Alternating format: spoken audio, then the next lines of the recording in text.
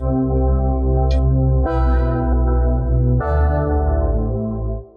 ձեզ, Բուն TV-ի եթերում Բուն զրույց ընտրություններ հաղորդաշարն է, ես Աննա Մինասյանն եմ։ Այսօր կկենտրոնանանք ընտրությունների ընթացքում կոռուպցիոն ռիսկերի և քաղաքական ֆինանսավորման թափանցիկության վրա։ Առկա բացերը և հնարավոր բարեփոխումները կքննարկենք Transparency International հակակոռուպցիոն կենտրոնի ներկայացուցիչ Մարիամ Հովեյանի հետ։ Շնորհակալ եմ շատ հրավերացնելու համար։ Տիկին Հովեյան, սկսենք մի փոքր հեռվից, ավանդաբար կոռուպցիա ասելով երևի թե մեծամասնությունը մարդկանց հասկանում է կաշառք։ Բնականաբար մենք գիտենք, որ շատ բազմազան դրսևորումներ է ունենում կոռուպցիան, եւ ես կուզենայի, որ մենք սկսենք նրանից, թե ինչ կոնկրետ դրսևորումներ կարող է ունենալ կոռուպցիան ընտրական գործընթացում, որպեսզի ընտրողը ինչ որ երևույթ դիտարկելիս կարողանա հասկանալ, սա կոռուպցիա է թե ոչ։ Որոնք են այդ դրսևորումները։ Լավին համաձայն եմ, կա այդ թյուրըմբռնումը, որ կոռուպցիան այդպես ծրարի մեջ դրված գումար է, ընդ որում միայն ստանալն է կաշառք, մոռանում ենք, որ նաև տալն ու միջնորդությունն է խնդիր, բայց երբ խոսում ենք ընտրությունների մասին, մենք ավելի շատ պիտի կենտրոնանանք քաղաքական կոռուպցիայի վրա իր բոլոր դրսևորումներով։ Այստեղ իհարկե ավելի ընդգծված եւ ցայտուն եւ շատ խնդրային հաշվի առնելով այն պատմությունը, որ ունեցել ենք ընտրակաշառքի դեպքերն են, բայց կան շատ ավելի լատենտ, շատ ավելի այսպես քողարկված դրսևորումներ, որոնք այո դեռ լավ ճանաչելի, լավ ըմբռնելի չեն հասարակության կողմից։ Եթե ընտրակաշառքը, որը այսպես շատ դասական ու հասկանալի մեխանիզմ է, մի կողմ դնենք, մենք պիտի քննարկենք այն մարտահրավերները, որ ոչ միայն Հայաստանը, այլև շատ երկրներ բախվում են ընթացիկ տարիների ընտրությունների ժամանակ։ Դա մինչև քվեարկության օրը քարոզարշավի ընթացքում եւ նույնիսկ դրանից ավելի վաղ ամենատարբեր մանիպուլյացիաներն ու կոռուպցիոն ուրեմն այսպես գործարքների նախապատրաստումներն են, որոնց մեջ մտնում են քաղաքական կուսակցությունները եւ այլ երրորդ անձիկ, ովքեր աջակցում են քաղաքական կուսակցություններին։ Դա օրինակ վարչական ռեսուրսների չարաշահման այդ ամբողջ մեխանիզմի կիրառումն է։ Վարչական ռեսուրսները այն ռեսուրսներն են, որոնք տիրապետում են իշխող կուսակցությունները, իշխող պաշտոնյաները իրենց պաշտոնի բերումով։ Դրանք կարող են լինել մարդկային ռեսուրսներ, ֆինանսական ռեսուրսներ, տեղեկատվական ռեսուրսներ եւ այլն։ Եվ գալով կոռուպցիայի դասական սահմանումից, կոռուպցիան ի պաշտոն է տրված լիազորությունների չարաշահումն է մասնավոր օգուտի համար, այս դեպքում մասնավոր օգուտը հասկանանք քաղաքական, կուսակցական օգուտը, այս դեպքում այսինքն չարաշահվում են այդ լիազորությունները եւ ռեսուրսները կիրառվում են կուսակցության քարոզարշավի ընթացքում կրեդիտներ հավաքելու համար։ Սա մի դրսևորում է կոռուպցիայի, որը ցավոք վերջին տարիներին տեսնում ենք արդեն պարբերաբար կրկնվող, ցավոք օրենսդրորեն էլ չունենք շատ մշակված կատարյալ կարգավորումներ, որպեսզի զսպենք այս ռիսկերը։ Մյուսը իհարկե կուսակցությունների ֆինանսավորման դաշտում առկա կոռուպցիոն ռիսկերն են։ Այստեղ մենք ունենք նվիրատվությունների հետ կապված խնդիրներ, ծախսերի հետ կապված խնդիրներ, ֆինանսական հոսքեր, որոնք ընդհանրապես հնարավոր չէ, որոնց հետագիծը հասկանալ, աղբյուրները հասկանալ, այստեղ մենք ունենք խոշոր կապիտալի ազդեցություն, օտարերկրյա ազդեցության փորձեր այս ֆինանսական հոսքերի միջոցով։ Ունենք նաև իհարկե, եթե ուղղակի թվարկենք ոչ միայն ընդգծելով, որ Հայաստանում այդ խնդիրը առկա է, բայց հնարավոր են նաև խնդիրներ ընտրական հանձնաժողովների հետ կապված։ Արդյոք ընտրական հանձնաժողովները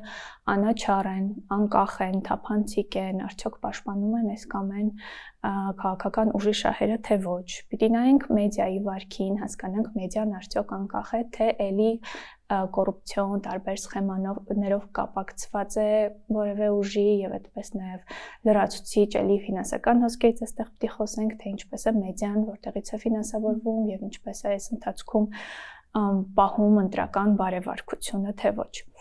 Պիտի խոսենք կեղծ դիտորդությունից, այլ է շատ հետաքրքիր տենդենս, որը շատ երկրներում ցավոք խնդիր էր եւ մենք տեսնում ենք վերջի տարիներին Հայաստանում եւս, երբ տարբեր խմբեր հռչակում են իրենց անաչառ դիտորդներ, ունեն կասկածելի ֆինանսավորում, ելի կապակցված են բնականաբար կամ քաղաքական ուժերի հետ կամ օտարերկրյա խմբերի հետ, տարբեր դեպքում տարբեր кейսեր են եւ այսպես գնահատում են ընտրությունների որակը, բայց իրենց գնահատականներում օբյեկտիվ չեն եւ պաշտպանում են կամ հակակառուցություն են անում որևէ ուժի օգտին կամ դեմ։ Այսինքն այս բոլոր խնդիրները ընդհանուր գործոններ են, որոնք ի հայտ գալով առանձին էականորեն վնասում են ընտրությունների որակին, բարեվարկությանը, թափանցիկությանը։ Ուզում եմ ասել, որ վաղուց անցել են այդ ժամանակները, երբ մենք կենտրոնանում էինք ընտրակաշառքի վրա, քվեարկության օրը լցոնումների, քվեատուփ գողանալու, լույսերը անջատելու, այդ ավելի շատ տեսանելի բռնի, շատ կոպիտ դրսևորումների վրա, հիմա ամեն ինչ տեղափոխվել է ընտրություններից շատ ավելի առաջ, ամեն ինչ շատ ավելի լատենտ, քողարկված է տեղի ունենում եւ շատ ավելի խիստ կարգավորումներ ու վերահսկողությունը պետք է հասկանալու եւ նաեւ իրազեկելու համար։ Տիկին Հնդայան, ուզում էի հենց դրան անդրադառնանք, ձեր նշած դրսևորումներից որոշները պետական վերահսկողության տիրույթում են եւ իրավապահ մարմինների, բայց մի մասը ավելի այսպես ընտրողների աչալրջության եւ իրավագիտակցության, հա, այսինքն դրսևորումներ կան, որ քրեորեն պատժելի չեն, բայց ընտրողը լավ կլինի, որ իմանա, որ այստեղ մի բան այն չէ, այսինքն դու չես կարող մարդուն պատժել այդ արարքի համար, բայց ընտրողը միաժամանակ պիտի իմանա, որ դա այնքան էլ լավ բան չի։ Հիմա ես ուզում եմ մենք հասկանանք, թե այս վերջին տարիներին հատկապես բարեփոխումների տարբեր տեսակի բարեփոխումների շրջանակներում ձեր նշած որ խնդիրներն են, որ առավելապես այսպես արդյունավետորեն են հասցեագրվել կամ ավելի արդյունավետ, քան մյուսները, եւ որոնք են, որ առհասարակ չեն հասցեագրվել, ինչու չեն հասցեագրվել ըստ եւ պիտի արդյոք 26 թվականի ընտրություններին ընդառաջ դրանք ինչ որ լուծում ստանան։ Մի քիչ խոսենք ընտրողների դերի ու իրազեկման մասով, հետո անցնենք կարգավորումներին։ Երբ ասում ենք ընտրողների իրազեկում, ընտրողների իրազեկման արշավներ, մեծ մասամբ պատկերացնում ենք եւ գործնականում էլ տեսնում ենք, որ դրանք ինչ-որ ընդհանցակարգային հարցերի մասին ընտրողներին իրազեկումն է։ Ինչպես քվեարկել, ինչպես գտնել իրենց տեղամասը, ինչպես իմանալ ցուցակում են ընտրողների թե ոչ, սրանք ավելի այդպես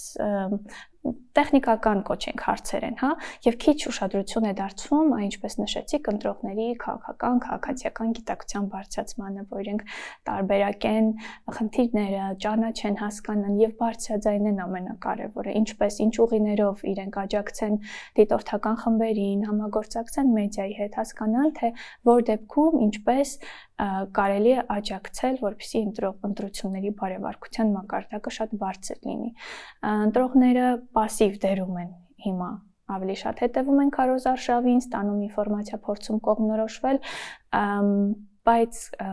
գուցե այո, հաճախ այդ մանիպուլյացիաները, որոնք կիրառվում են իրենց կամքի վրա ազդելու համար, այդ փորձերը գուցե չեն կարողանում իդենտիֆիկացնել։ Ընդհանուր առմամբ իհարկե պետք է ողջամտորեն բարձր գնահատել իհարկե հարության այդ զգայունությունը տարբեր խնդիրների հանդեպ, բայց միայն դրա վրա հույս դնել չի կարելի, պետք է իհարկե անել աշխատանքը, իրազեկել, հատկապես առաջին անգամ ընտրողների շրջանում, երիտասարդների շրջանում, սա եւ պետության գործն է, եւ քաղաքական կուսակցությունների գործն է, եւ հասարակական կազմակերպությունների, յուրաքանչյուրը իր մասով, իր դիտանկյունից պիտի ընդգծի խնդիրներն ու իրազեկի ընտրողներին, ոչ թե միայն այսպես լցոնեն ընտրողներին նեղ կուսակցական, այո, այդ պրոպագանդայով եւ մնացած հարցերում անտեսվեն։ Ինչ վերաբերում է կարգավորումներին, ընտրական օրենսդրությունը շատ այսպես դինամիկ ապրում է, հա, այսինքն բարբերաբար փոփոխություններ են լինում, բարբերաբար քննարկումներ, աշխատանքային խմբեր են ձևավորվում եւ քննարկումների հիման վրա հասցեագրվում են տարբեր խնդիրներ։ Ես չէի ասի, որ մեր ընտրական օրենսդրությունը շատ թերի է համեմատության մեջ, քանի որ մեր կազմակերպությունը շատ երկրներում դիտորդություն է իրականացնում, համեմատության մեջ մենք ունենք լավ կարգավորումներ։ Խնդիրը արդեն այդ կարգավորումների կիրարկման մեջ է։ Նույն կուսակցությունների ֆինանսավորման մասին օրենքը բավականին ունի հաջող դրույթներ, որոնք ցանկության դեպքում կարող են զսպել տարբեր կոռուպցիոն ռիսկեր եւ պատասխանատվության ենթարկել օրինախախտներին։ Նույն ընտրական օրենսգիրքը բարբերաբար նույնիսկ ոչ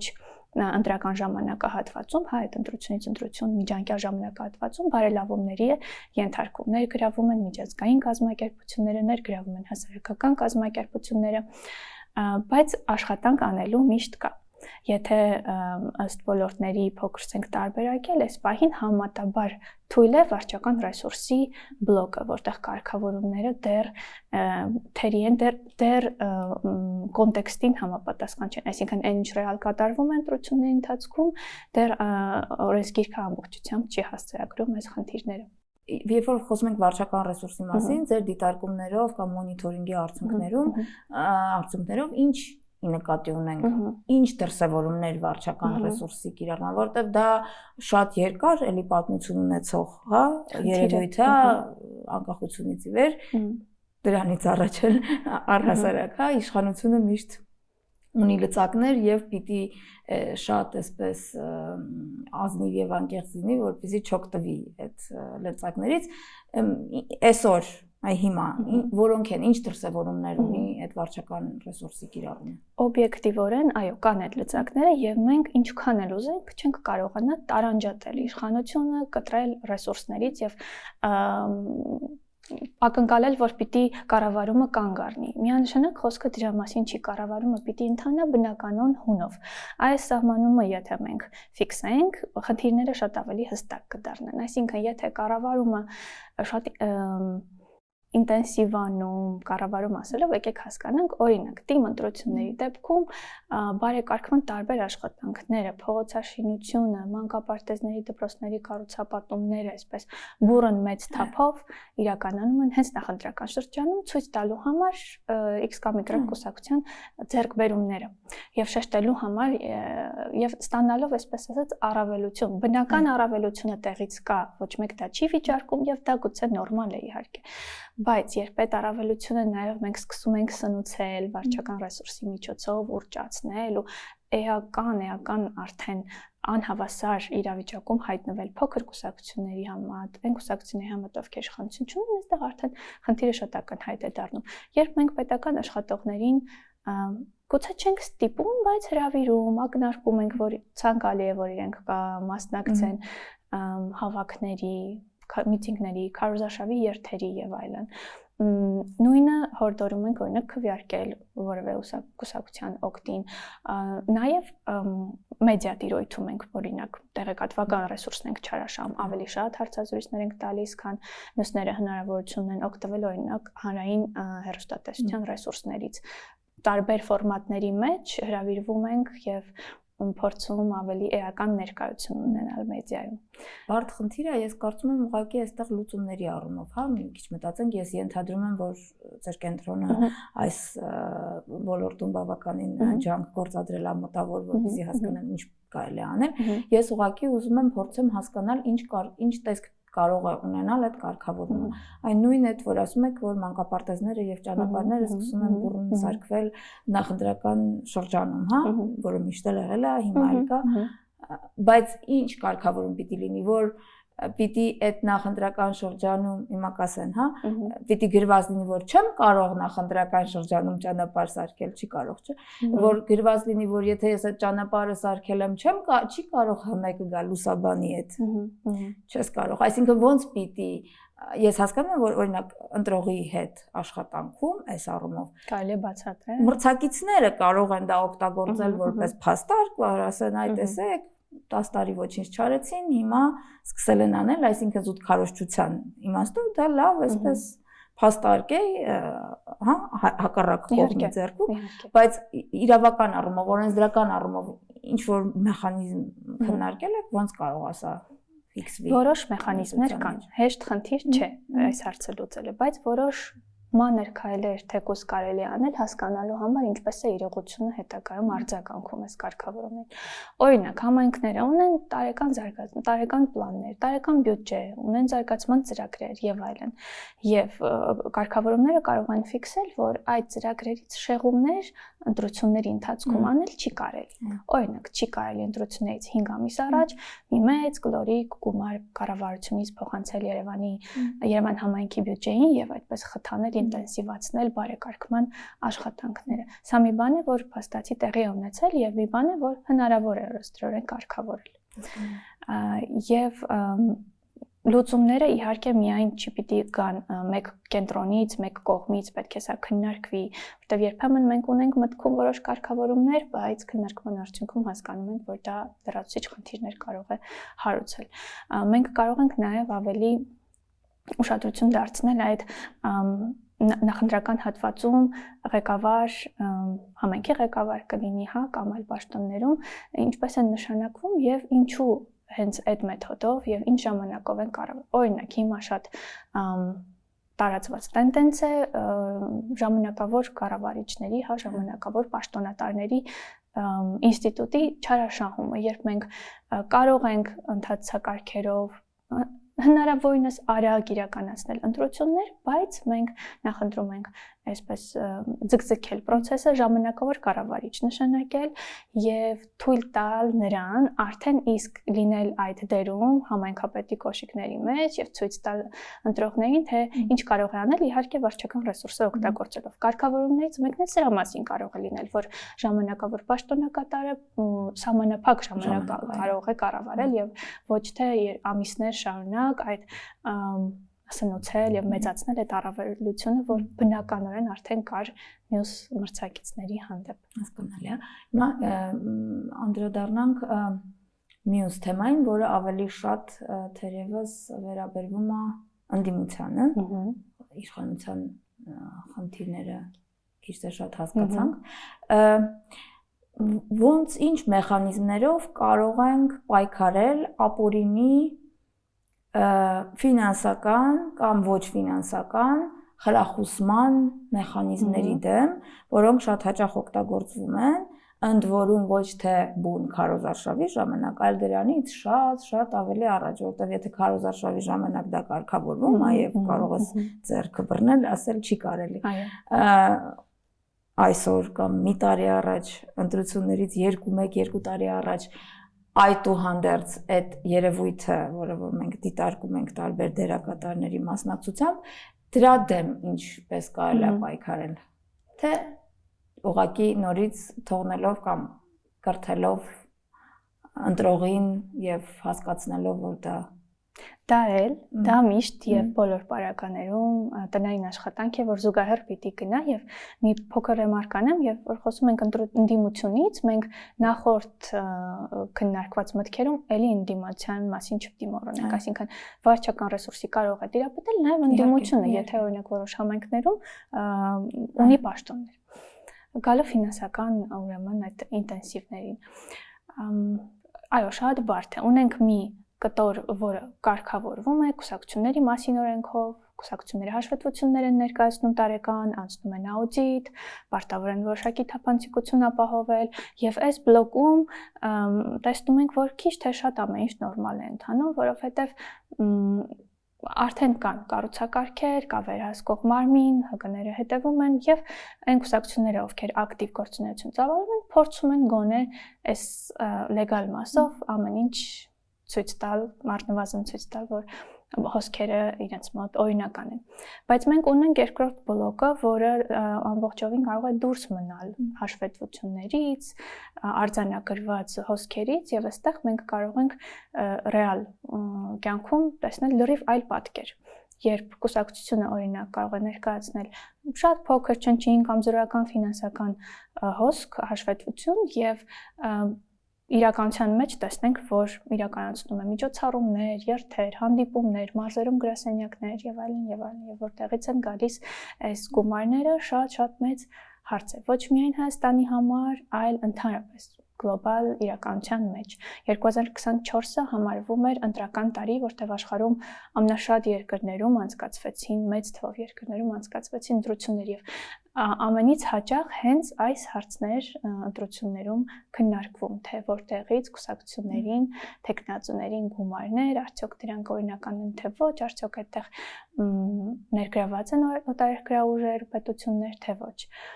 Վերահսկողությունը պետք է միանշանակ խստացվի, որովհետև այս պահին մենք ունենք երկու կառույցներ, ովքեր հետևում են մեկը հոսքերին, մյուսը մուտքերին, մյուսը ծախսերին, հա, նախընտրական շրջանում։ Խոսքը կոռուպցիայի կանխարգելման հանձնաժողովի եւ կենտրոնական ընտրական հանձնաժողովի մասին է։ Բայց առաջին սա հենց ինքնին արդեն խնդրահարույց է երկու կառույցների արկայությունը եւ քանի որ սինխրոնիզացիան շատ ավելի բարդ է, քան եթե ամենը լիներ մեկ կառույցի շրջանակներում եւ բացի այդ յուրաքանչյուրն իր մասով ել ավելի խորքային ու խիստ հսկողություն պետք է իրականացնի։ Նաև հանրային իհարկե պահանջը,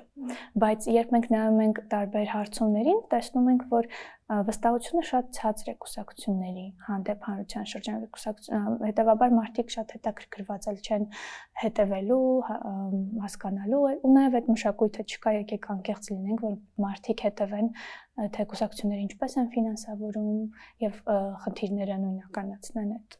կոնտեքստում։ Նաև կուսակցությունները իրենք էլ չունեն նախաձեռնող թափանցիկություն, եթե դուք ուսումնասիրեք կուսակցությունների կայքեջերը, օրինակ, կտեսնեք, որ իրենք մեծ մասը, ճնշող մեծամասնությունը չի հրապարակում իր կայքում, ճիշտ է հրապարակվում է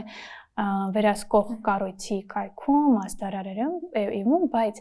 իրենց այդ հանձնառությունը իրենց ընտրողների, քաղաքացիների առաջ, այո, թափանցիկ չեն լինում։ Կարծես բոլորովին իրենց չի հետաքրքրում այդ հարցը, իրենք անձամբ դա չեն խրախուսում եւ չեն ցույց տալիս։ Շատ լավ։ Ես կուզեմ մենք դուք անդրադարձաք հակակոռուպցիոն որոշ մարմինների աշխատանքին, ես կուզեմ մենք հասկանանք, թե ընտրողի տեսանկյունից, հա, եթե ինչ որ կոռուպցիոն դրսևորում է նկատել ընտրողը կամ իր նկատմամբ կամ որպես երևույթ, հա, ինքը ինչ մեխանիզմներ ունի եւ ինչ պետքա, ում պետքա դիմի, ինչ պետքա անի, որպեսզի չլինի այդ պասիվ դիտորդի հանդերում, այլ իսկապես մասնակցի, որտեղ ժողովրդավարական ընտրությունների մեխը նա է, որ մարդիկ մասնակցում են եւ նույնքանով պատասխանատու են նաև որ այդ ընտրությունները լինեն արդար, ազատ, մրցակցային։ Մարդը ով որ առնչվել է նման խնդրի հետ, լինի վարչական ռեսուրսի չարաշ, այսինքն իրան իր գործատուն եկել ասել է կգնաս այստեղ, կգնաս այնտեղ, կամ իրան կաշառք են տվել, կամ ինքը գիտի, որ ինչ որ մեկին են տվել, մի խոսքով ցանկացած դրսևորում, որ նկատել է, որոնք են ինչ մեխանիզմներ գործիքակազմ ունի քաղաքացին այս խնդիրը հասցեագրելու։ Գործիքները շատ են, հատկապես հիմա, երբ բոլորն ունեն իրենց փոքրիկ մեդիան իրենց բջջային հեռախոսում, հնարավոր է բարձրաձայնել խնդրի մասին։ Կարևոր է լինի դրա պատրաստակամությունը եւ ամենակարևորը դրան հետեւի պատշաճ արձագանք համապատասխան կառույցների կողմից։ Իրավապահ մարմիններին միանշանակ կարելի է դիմել ուղիղ ոստիկանություն, կարելի է դիմել հակակոռուպցիոն կոմիտե, կարելի է դիմել կոռուպցիայի կանխարգելման հանձնաժողով, դիմել հասարակական կազմակերպություններին, դիմել դատախազություն, այսինքն խնդիրը բարձրաձայնել ազդարարման հարթակներով, հա, անանուն ազդարարման հարթակներով, եթե խոսքը պետական կառույցների մասին է, կառույցում ազդարարման պատասխանատուին դիմել, օրինակ դիմել մեդիային, դիմել հետաքննող լրագրողներին, այսինքն տարբերակները իրականում շատ են, հետևողականությունն է պետք ուղղակի, որպեսզի այս հաղորդումները պատշաճ քննության առնվեն եւ պատշաճ գնահատականի ստանան, որովհետեւ երբ մենք դիտարկում ենք հենց դիտորդական խմբերի խնդիրները, որոնք դիտորդական խմբերն են արձանագրում, նույնիսկ սրանք երբեմն չեն ստանում պատշաճ արձագանքի, այսինքն խնդիրներ, որոնք լավ ուսումնասիրված են, մի ամբողջ թիմ է աշխատել, փաստարկված են, փաստաթղթավորված են, ես այդ ամեն ինչը հանձնվել է համապատասխան կառույցին, նույնիսկ այս դեպքում մենք տեսնում ենք, որ դրանց քննությունները ձգձգվում են տարիներով եւ չեն հասնում ինչ որ արդյունքի։ Եվ սա տեսնելով քաղաքացին արդեն գուցե մի քիչ երկմտի, կասկածի, մտածի, որ իմաստ չունի, ինչու մտնել խնդիրների մեջ, եթե որևէ ռեալ արդյունքի չի կարող հասնել, այսինքն պետության հանձնառությունը պիտի լինի շատ կոշտ, շատ արագ արձագանքել եւ անաչառ ձևով արձագանքել, այսինքն երբ որ մենք խտրական ձևով ենք արձագանքում, ընդդիմության դեպքում շատ օպերատիվ եւ շատ այսպես մեծ աղմուկով մեդիա, բայց հակառակ դեպքում ոչ, պարտակում, քողարկում ենք, ցկցկում ենք քննությունը, սա արդեն Իհարկե։ Տիկին Հովյան, մեր հաղորդման վերջում ես բոլոր իմ հյուրերին որոշել եմ մի հարց տալ, որը կապված է նրա հետ, թե մենք խոսեցինք, հա, նոր ընտրողներ, երիտասարդներ եւ այլն, հատկապես երիտասարդների շրջանում հարցումների տվյալներով ընտրությունների նկատմամբ այդ ընտրություններին մասնակցելու ցանկությունը այդքան էլ ուժեղ չի կարծես, ամենաբարձր տոկոսն է երիտասարդների շրջանում, որ ասում են, որ չենք մասնակցի ընտրություններին։ Ինչու պետք է ընտրողը գնա եւ մասնակցի ընտրություններին, խնդիրները հաշվի առնելով, մարտահրավերները եւ այլն, ինչու պետք է ընտրողը գնա եւ մասնակցի ընտրություններին։ Նախ ասեմ, որ որոշ երկրներում ընտրությունների գնալը պարտադիր է եւ նույնիսկ ինչ որ տուգանքներ կան սահմանված, եթե չի գնում։ Բայց սա շատ սիմվոլիկ է։ Բոլոր այդ երկրներում դուք չեք տեսնի, որ այդ տուգանքները իրապես կիրառվում են եւ որոշ մարդիկ իրապես տուգանվում են ընտրությունների չգնալու համար։ Այս կարգավորումները ծառայում են ուղղակի որպես սիմվոլիզմ, թե ինչքան կարևոր է ընտրություններին մասնակցելը, ինչքան ոչ միայն իրավունք է, այլև պարտականություն։ Այո։ Եվ դա խրախուսման միջոցներից մեկն է, բայց ցույց է տալիս, որ բոլորը շատ կարևորում են այդ մշակույթը, ընտրությունների գնալը, մասնակցելը եւ պատասխանատվությունը վերցնելը։ Ես կարծում եմ, որ իհարկե ոչ տուգանելու եւ պարտադիր դարձնելու մեթոդով, բայց պարզապես ուզում եմ ընդգծել, որ խնդիրը մշակույթի մեջ է, խնդիրը այդ եթե կուզեք քարոզչությունը տանել եւ ընդգծել, որ ընտրություններին գնալը եւ մասնակցելը հենց այդտեղից սկսում է ձեր քաղաքացիական որպես քաղաքացի, հա, ձեր պարտականությունը եւ ձեր ակտիվությունը, այսինքն այո, կարելի է հետևել, կոմենտել, լինել ակտիվ սոցիալական հարթակներում, զրուցել ընկերների հետ եւ այլն, բայց դա արդյոք բողոքել։ Այո։ Դրանք էլ են քայլեր, բայց շատ ավելի հստակ, շատ ավելի տեսանելի եւ գործուն քայլ է գնալ եւ կատարել քվեարկություն եւ միայն դրանով է փոփոխությունը գալիս։ Առաջին հերթին դրանով է գալիս, եթե մենք առաջնորդվում ենք այն սկզբունքով, որ Հայաստանը էլեկտորալ ժողովրդավարություն է եւ ընտրությունների միջոցով մենք փորձում իշխանափոխության հասնել, փոփոխությունների հասնել եւ մենք այս ինստիտուտը այդ դեպքում շատ պիտի կայացնենք, որպեսզի ինքը աշխատի, քվեները ձևավորվեն ազատ միջավայրում, արտահայտվեն ազատ միջավայրում եւ ունենան հստակ հետևանքները։ Եթե մենք այս ինստիտուտին արդեն չենք վստահում, չենք հետաքրքրվում եւ այլն, մնում են մյուս ճանապարհները, որոնք շատ ավելի ճգնաժամային ու ռիսկային են։ Եվ երևի վերջում հորդորենք ընտրողներին եւ հատկապես երիտասարդներին, որ մասնակցեն ընտրություններին եւ խնդիրները բարձրաձայնեն արկա եւ հատկապես իրենց հասանելին բոլոր հնարավոր միջոցներով, որովհետեւ միայն դա կարող է առաջընթաց բերել եւ իրենց զերծ պահել իրենց նկատմամբ տարատեսակ ապօրինի ազդեցություններից եւ իրենց կամքի վրա տարբեր մարդկանց բռնանալուց։ Շնորհակալություն շատ հետաքրքիր զրույցի համար։